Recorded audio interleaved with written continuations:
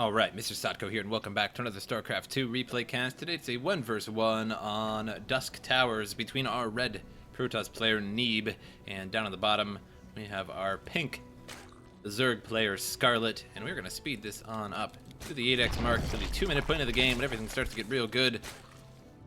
And going for that early expansion, of course, for the Zerg and for the Protoss as well. Cybercar gateway right up front.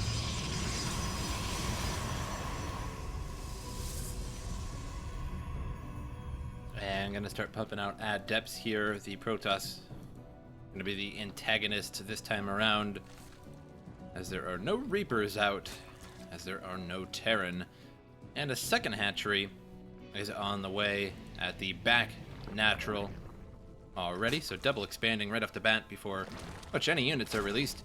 And a Stargate is on the way for Neeb.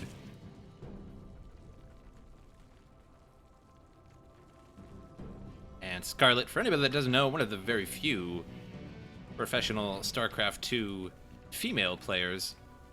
Both of these players in the same clan of On Fire.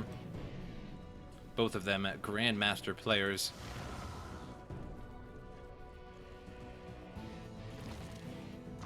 And the Adept here going to be poking up the side, seeing what's going on, going to battle it out with the Queen for a little bit, and maybe try and teleport in there, but I don't think that's going to be the case. That would be kind of a bad idea, so he's just going to go out the back way there.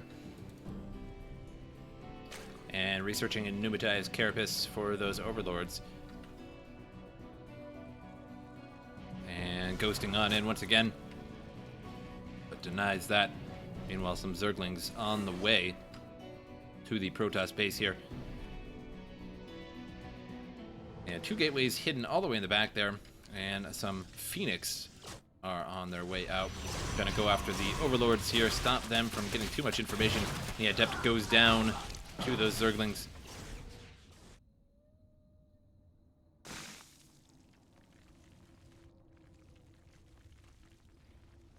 And interestingly enough, no Queen over at the expansion here. The Queen had to go all the way over there to defend against that Adept, and now has to walk all the way across the way here. So not going to be a lot of larvae here at this expansion. I think that's going to be not a good thing right now. It needs to make some creep tumors there to connect that, but going to miss out quite a bit of larvae on that expansion at the moment here. And now two Phoenix going after some of these Overlords, and now 59 of 74 for Scarlett, and some of these Overlords here just sort of piled up on the expansion. Good old StarCraft 1 method, I suppose. And Zerglings here are going to be patrolling outside of the base. And the second Nexus is going up for the Protoss now. And the Phoenix are moving in, going to try and maybe get some of these Overlords, but not going to happen with those two Queens there. And there are Spore Crawlers over every expansion, but can get some of these gas drones here.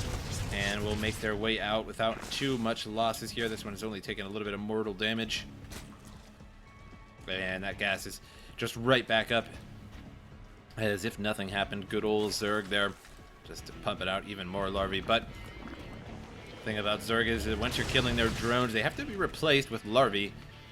And larvae is finite, only spawning every so often.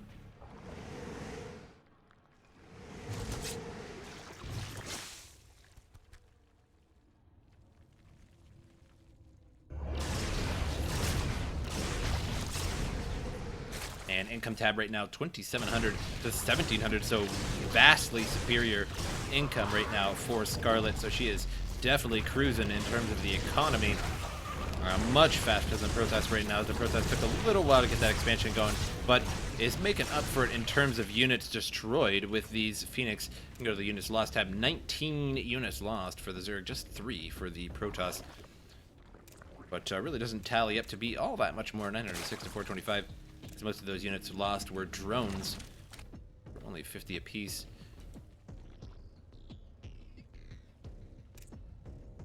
And just now starting to catch up with that Zerg in terms of economy. And some sentries up front here. And now busting out some of those good old Immortals.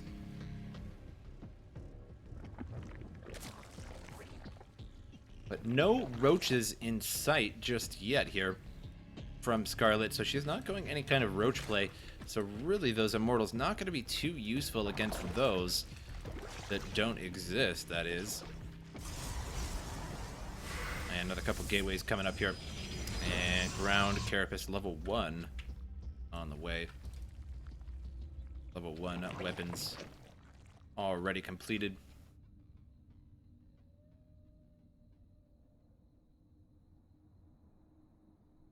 And Protoss moving out. Just going to try and be moving out the right side here. Going to defend the expansion. A fairly difficult area to defend. So many ways to get up there. So we'll see if Neeb can hold on to that or not.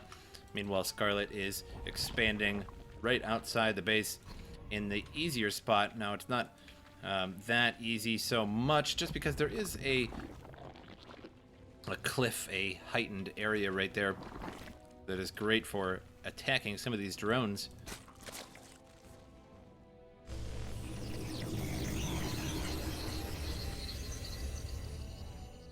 And now 2 Stargates coming up, and a fleet beacon is on the way for the Protoss. And now adrenal glands for those Zerglings is on the way. So Scarlett is absolutely massing Zerglings right now, almost exclusively, and Corruptors are on the way as well to deal with any Tempests and the Phoenix themselves. And with all of these Zerglings, sort of a counter to Phoenix in a way, as you can't really gravity lift all of those Zerglings, and even if you do lift a good chunk of them, there are always more to come, and losing them is really only 25 loss, so not a big deal at all. Now 3 Tempests on the way for the Protoss out of all those Stargates. And the Phoenix here looking for some trouble. They do see this expansion on the way for the Zerg. And we'll be able to do something about that sooner or later. We'll at least know that that is there, that that is an attacking option now.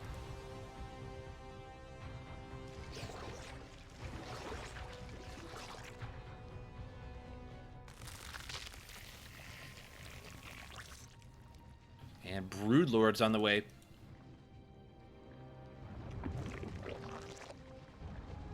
So we'll see how that works. It's going to be Broodlords versus Tempests, essentially. And those Broodlords are going to take a beating from those Tempests, but there are so many Zerglings, it's going to be sort of hard to deal with them all. And this army here really could get overwhelmed easily by them. And those Broodlords, massive units, will take a lot of damage from these Tempests. Right now, a bunch of Banelings are morphing in with those excess, and there are just so many Zerglings here. It's almost reducing the frame rate of my computer. And Starcraft utilizes SLI, and so I am really pumping this out here. But I think I can handle even more Zerglings. I think there should be even more Zerglings on the map, and Scarlett is answering that call with 34 more Zerglings.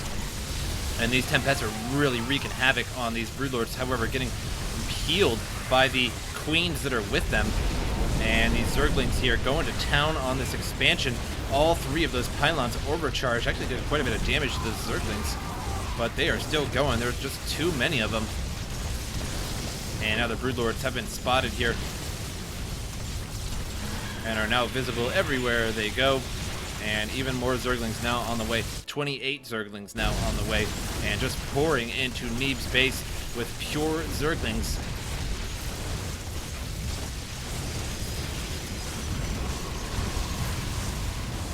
And this build right now from Neeb is just not happening.